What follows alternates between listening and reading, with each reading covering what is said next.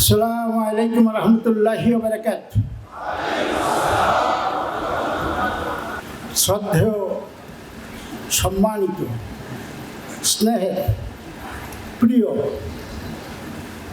ভাই ও ছেলেরা, আপনারা কেমন আছেন? এই শব্দের সাথে আরেকটি যুক্ত করতে হবে আজ থেকে। আলহামদুলিল্লাহর সাথে যুক্ত করতে হবে আলহামদুলিল্লাহ আলা কুল্লি হাল। তাহলে কি কথাটা হবে?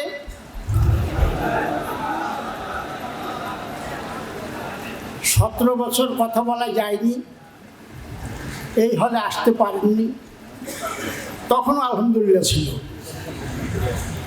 জেল জুলুম নির্যাতন ভোগ করতে হয়েছে, ফাঁসি কাস্টে ঝুলতে হয়েছে, তখনও আলহামদুলিল্লাহ ছিল।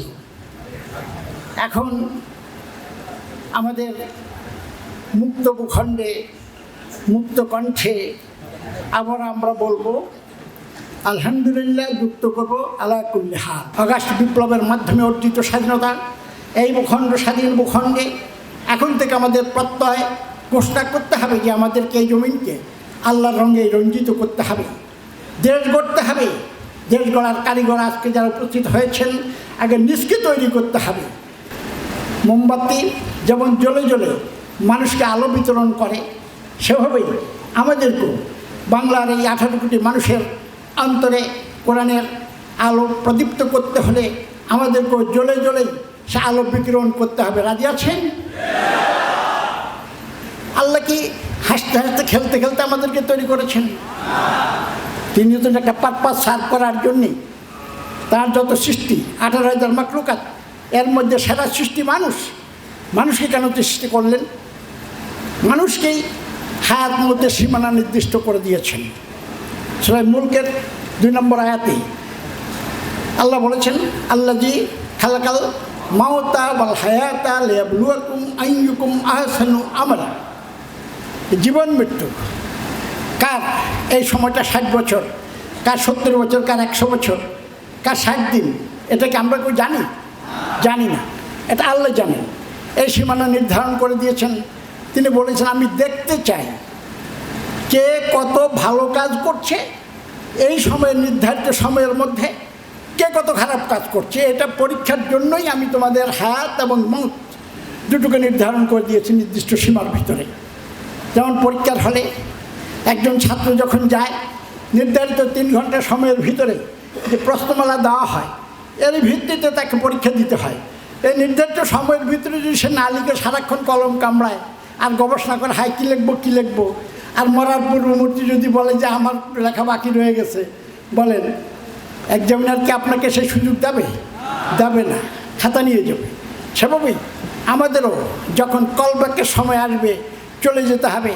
অতএব নির্ধারিত সময়ের ভিতরেই আমাদেরকে ভালো মন্দ কাজগুলো ভালোর খাতায় বেশি ঢুকাতে হবে। তিনি আমাদেরকে প্রধান দুটো দায়িত্ব দিয়েছেন, এমনি এমনিতেই ছেড়ে দেননি পৃথিবীতে। প্রধান দুটো দায়িত্ব দিয়েছে মানুষকে। 1 নম্বর দায়িত্ব হচ্ছে we are the slave of Allah. আমরা আল্লাহর দাস, আল্লাহর গোলাম। ওমা খালাকতুল জিন্না ওয়াল ইনসা ইল্লা লিয়াবুদুন। বলুন, আপনি আল্লাহর গোলামি ছাড়া আর কারো কোনো গোলামি করার কোনো অধিকার আছে? নেই। আমরা চাকরি করতে পারি প্রফেশনে, সেখানে চাকরিতে ইস্তফা দেওয়ার সুযোগ আছে, কিন্তু গোলামি থেকে ইস্তফা দেওয়ার কি কোনো সুযোগ আছে? অতএব আমরা সার্বক্ষণিক গোলাম, হোল টাইম আল্লাহর গোলাম।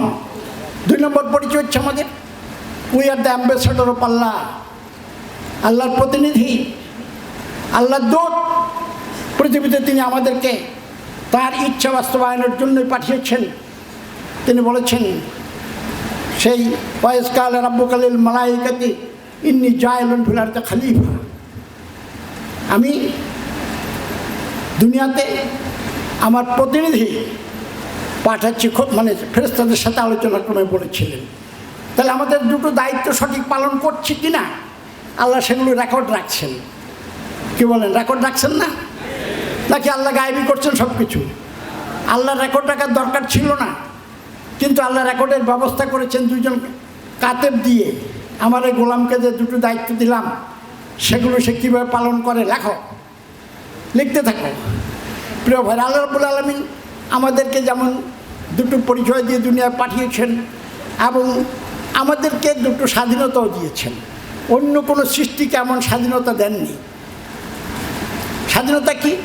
আমাদেরকে চিন্তা করার, চিন্তা শক্তির স্বাধীনতা দিয়েছেন এবং কর্ম কৌশলের স্বাধীনতা দিয়েছেন। কাজটা কিভাবে আপনি সম্পাদন করবেন এটাই আল্লাহ দেখতে চান। জামাত ইসলামী হলো ওই সংগঠন যে সংগঠন মানুষকে সেই জান্নাতের পথটি দেখায়। অতএব আমি বিভিন্ন জায়গায় বলি এটি হচ্ছে জান্নাতি অভিযাত্রী দল। জামাত ইসলামী হচ্ছে একটি জান্নাতের অভিযাত্রী দল। আপনারা কি একমত? আর এই লোকেরা হচ্ছে জান্নাতের অভিযাত্রী দলের অভিনেতা, অধিনায়ক। তাদেরকে সামনে নিয়ে তারা যেভাবে আমাদেরকে এগিয়ে নিয়ে যাবেন আমরা সেভাবেই এগিয়ে যাব ইনশাল্লাহ। তা আমাদের দৃঢ় বিশ্বাস, আমার এখন থেকে 60 বছর আগে এই সিদ্ধান্তে আমি উপনীত হয়েছি যে এটাই সঠিক। সেই থেকে তো আল্লাহর রহমতে এইটাই ধরে রেখেছি। এর মধ্যে কত চড়াই উতরাই পেরিয়ে গেল, কত কিছু হলো আর কত কিছু গেল, কিন্তু আমরা আমাদের জায়গায় ঠিকই আছি, নাকি বলেন? অতএব আজকের তরুণ সমাজ যারা বাংলার এই জমিনকে নূতন করে আবার গড়তে চান তারা নিজেদেরকে আগে গড়তে হবে আল্লাহর প্রিয় গোলাম হিসাবে। এটা একটি জান্নাতি অভিযাত্রী দল। এই দলের সাথে সাহস হিম্মত করে যত বেশি লেগে থাকবে না, সাহস করে উপরে উঠতে চেষ্টা করবেন, আল্লাহ ততই সাহায্য করবে। আল্লাহ সাহায্য কিভাবে আসে টের পাইছেন না? ফেরাউনের বাড়িতেই মূসা আলাইহিস সালাম ধীরে ধীরে ধীরে ধীরে ক্রমান্বয়ে বড় হয়েছে। সেই ফেরাউন শেষ পর্যন্ত মারতে গেল, নিষিদ্ধ করে দিল নাকি মূসা আলাইহিস সালামকে, দেশ থেকে তাড়িয়ে দেবে। শেষ পর্যন্ত ডুবলো কে? আরে ডুবলো কে? এটাও জানেন না ইতিহাস? ফেরাউন ডুবলো। আপনাদেরকে নিবন্ধন বাতিল, দল বাতিল, দল নিষিদ্ধ সব কিছু করে দেখা গেল সে এই দেশে শেষ পর্যন্ত মাত্র 4 দিনে বিপ্লব ঘটিয়ে দিলেন তরুণ প্রজন্ম, নাকি বলেন? ডুবলো কে? ফেরাউনের অংশ।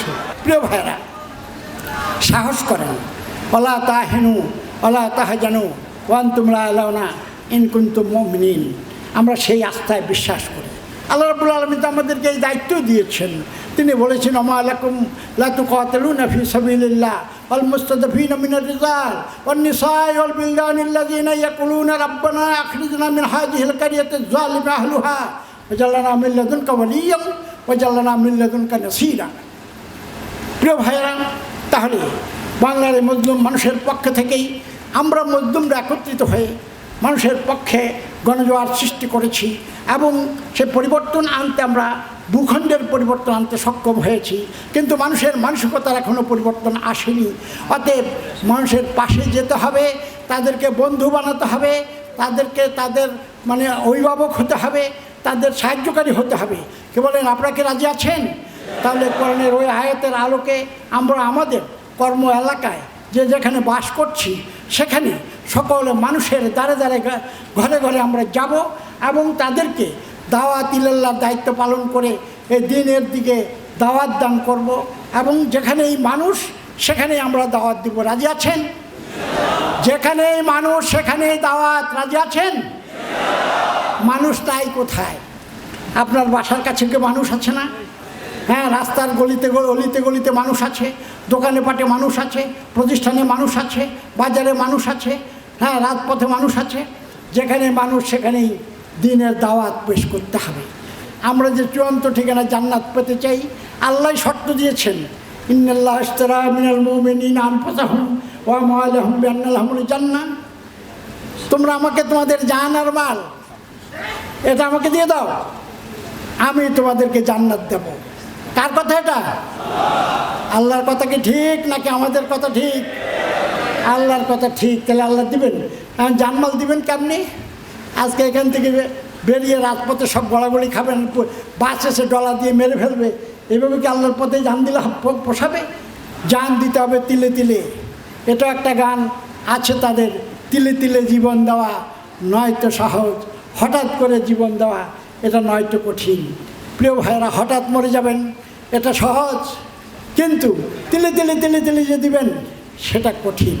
এই জন্য আমাদেরকে আল্লাহ বলছেন তোমরা জান আর মাল আমাকে দাও। এটার অর্থ এ নয় যেমন আমি জান দেওয়ার সিদ্ধান্ত নিয়েছি 55 বছর আগে, এখনও তো সেই জান নিয়ে আপনাদের সামনে কথা বলতেছি, নাকি বলেন? তাহলে নিয়ে তো যায় না, আল্লাহ নিয়ে যায় না। আল্লাহ কি করে? আল্লাহ আমার কাছে আমানত রেখেছেন, তিনি দিয়েছেন আমার ইচ্ছা শক্তি। ওই যে দুটো স্বাধীনতা, স্বাধীনতা কয়টা দিয়েছে? দুইটা স্বাধীনতা বলি নাই? একটা হচ্ছে ইচ্ছা শক্তির স্বাধীনতা, আর একটা হচ্ছে কর্মকৌশলের স্বাধীনতা। এ দুটো আল্লাহর নির্ধারিত পন্থায়, আল্লাহ যেটা ইচ্ছা করে আমরা যে সেটাই করব। আল্লাহ যে পন্থায় চলতে বলছে আমরা সেই পন্থায় চলব। এই স্বাধীনতা আল্লাহর কাছে সারেন্ডার করে দেব, আর বাকি সবই ঠিক আছে। কত বুঝতে পেরেছেন? রাজি আছেন আপনারা? তাহলে এইভাবে যদি আমরা আমাদের ইচ্ছা শক্তি এবং কর্মকৌশলের স্বাধীনতা আল্লাহর কাছে সারেন্ডার করে করি, তাহলে এটাই হবে ইশতেরার কথা, যেটা আল্লাহ বলছেন কিনে নিলাম জান আর মাল, সেটা আল্লাহর পথে চলে যাবে ইনশাআল্লাহ। এইভাবে যদি আমরা একমত হই, তাহলে এই পথে যারা একমত হবেন তারা এখনই শপথ করতে পারেন। শপথ করবেন? সূরা আনআমের আনআমের 162 নম্বর আয়াতে আছে, ইন্না সালাতি ওয়া নুসুকি ওয়া মাহিয়ায়া ওয়া মামাতি লিল্লাহি রাব্বিল আলামিন লা শারীকা লাহু ওয়া বিযালিকা উমিরতু ওয়া আনা আউয়ালুল মুসলিমিন। কে কে রাজি আছেন? দেখে হাত উঁচু করেন তো। আল্লাহু আকবার। আসসালামু আলাইকুম রাহমাতুল্লাহি ওয়া বারাকাতুহু। বাংলাদেশ জামাত ইসলামী জিন্দাবাদ।